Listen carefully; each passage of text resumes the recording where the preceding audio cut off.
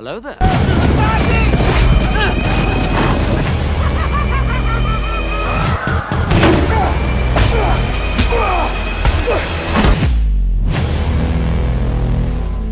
J'ai vu tant de choses que vous, humains, ne pourriez pas croire. Et bah pour le coup celle-là, ça fait longtemps que je vous la promets, du coup, c'est parti hein.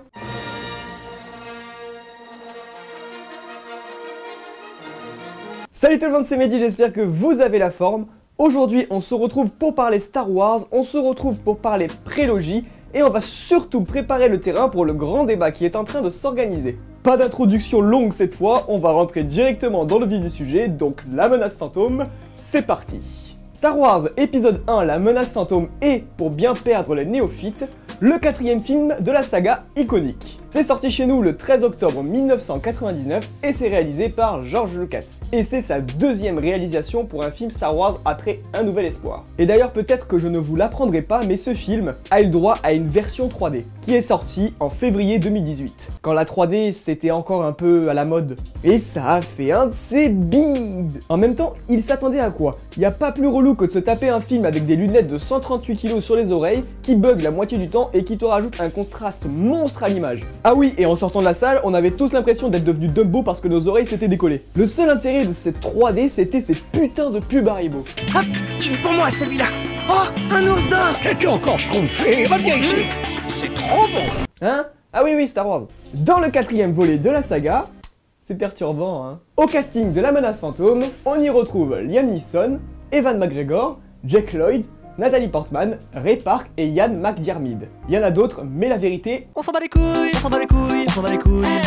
Bon, par où commencer? J'aime tous les Star Wars, moins les 3 derniers de Disney, même beaucoup moins, mais ça n'empêche pas le fait qu'aujourd'hui je sois toujours autant accro à cet univers qui m'aura fait tant rêver. Donc niveau objectivité, bah c'est un peu compliqué, mais je vais essayer de ne pas me laisser avoir par mes sentiments. Pour le cas de la menace fantôme, eh bien il fait partie de ceux que j'aime le moins, et ce pour plusieurs raisons. On va commencer par les points négatifs, comme ça c'est fait. Tout d'abord, la réalisation de George Lucas. Je vais le dire sans langue de bois, ce mec n'est pas un bon réalisateur. Un très bon scénariste, oui, mais il n'a aucune idée de mise en scène. C'est terrible, mais c'est vrai. Il n'y a pas un seul plan qui marque et le rythme est super inégal. Il y a des moments du film, je me demande vraiment qu'est-ce qu'ils foutent là. Je vais vous citer un exemple, le passage chez les Gungans. Quel intérêt pour le scénario? Zéro.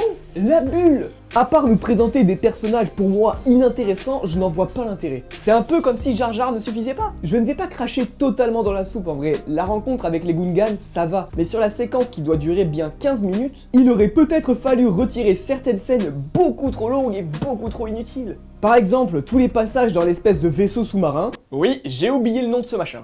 C'est d'un chiant et pas crédible pour un sou. À chaque fois sur ce passage, j'ai l'impression d'avoir George Lucas qui me tape sur l'épaule en me disant « Eh, t'as vu? Ils sont beaux mes effets spéciaux, hein ?» Non! Je reviendrai sur les effets spéciaux après, hein. Mais pour donner un autre détail pour vous prouver que la réalisation de Lucas est nulle, mais regardez la bataille finale entre les droïdes et les Gungans à l'extérieur de Naboo. Vous savez à quoi ça me fait penser? Au putain de fond d'écran de Windows XP. Et puis regardez, je vous refais la même scène, mais maison.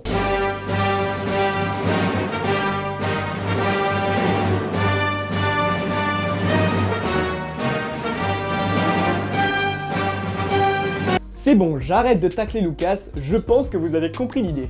Autre point avec lequel j'ai du mal, mais là c'est un peu plus nuancé quand même, mais c'est les effets spéciaux. Des fois, ça marche à fond, c'est super beau et super crédible, mais des fois c'est juste des bouillies d'effets spéciaux, en veux-tu en voilà, qui n'ont aucun sens. Bien dommage de ce côté-là, mais c'est un fait, il faut le dire. Voilà, c'est tout pour mes points négatifs. Désolé si vous vous attendiez à un tacle assassin sur Binks, mais je ne pense pas que ce soit un point très intéressant. Et puis de toute façon, je trouve qu'il a assez pris cher. Pour le reste du film, j'adore. Et c'est sûrement sur ces points-là que je vais manquer d'objectivité. Et tout ce que j'aime dans ce film, C'est ce qui va mettre en valeur l'imagination de George Lucas pour créer un univers et plus particulièrement des personnages. Tout d'abord, en soi, cette idée d'étendre l'univers n'est pas dégueulasse. Au contraire, en tant que fan de l'univers, je suis content qu'il y ait eu autant de films. Et le fil rouge de celui-ci, il n'est pas inintéressant. Voir Anakin et Obi-Wan plus jeunes retrouver des personnages comme Yoda, C3PO ou R2D2, c'est super cool. On explore d'autres choses et en soi, ça reste intéressant de savoir comment tout ça a commencé et comment on en arrive à la trilogie originale. Ensuite, c'est simple au niveau des personnages et je tiens à le rappeler, certains, on ne les verra que dans ce film. Et pourtant, ils font partie des meilleurs personnages de l'univers de Star Wars pour beaucoup. C'est simple, que ce soit Qui-Gon ou Darth Maul par exemple, ils ont marqué la saga parce que les personnages ont du charisme. Et ça commence par le choix de l'acteur. Non, non, je ne pointe personne du doigt, ça serait mal me connaître. Who are you? I'm Rey. Rey who? Nique ta mère, nique ta mère, nique ta mère. Waouh. Du premier coup. Au calme. Salope, c'est pire, salope, c'est pire, c'est pire. Comment c'est salope? Wow. Pour moi, mon personnage préféré, c'est Obi-Wan, parce que... Salve a tutti.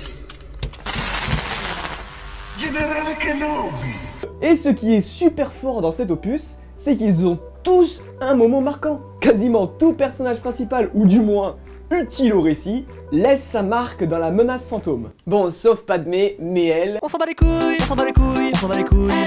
La preuve en est que personne, aucun adorateur de l'univers Star Wars qui se respecte un minimum, personne n'oublie le mythique combat au sabre laser entre Darth Maul et les Jedi.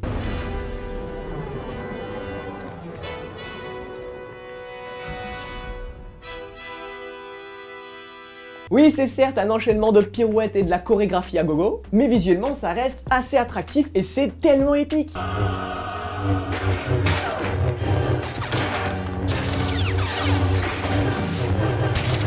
C'est comme ça que tu accroches ton spectateur avec un duel au sabre laser, n'est-ce pas Gigi? Ensuite, dans les passages forts du film, on a la course de modules, un des seuls passages bien réalisés d'ailleurs. Mais c'est cool, on se laisse prendre au jeu et c'est super intéressant à suivre parce que Lucas joue sur le suspense.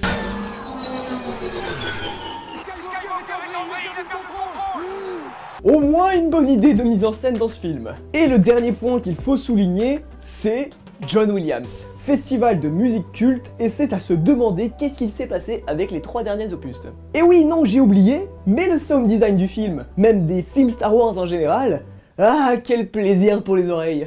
5 sur 5. Hop hop. Ça va lancer.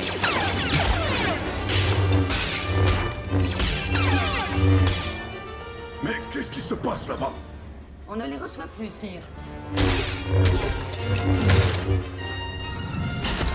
Donc en gros, vous l'aurez compris, La Menace Fantôme est un film que je n'aime pas plus que ça. Il y a beaucoup de choses cool, mais ça se perd dans certains détails inutiles à mon goût. Il en reste pour moi que c'est un des films les moins catastrophiques de la saga, mais ça, on aura l'occasion d'en reparler.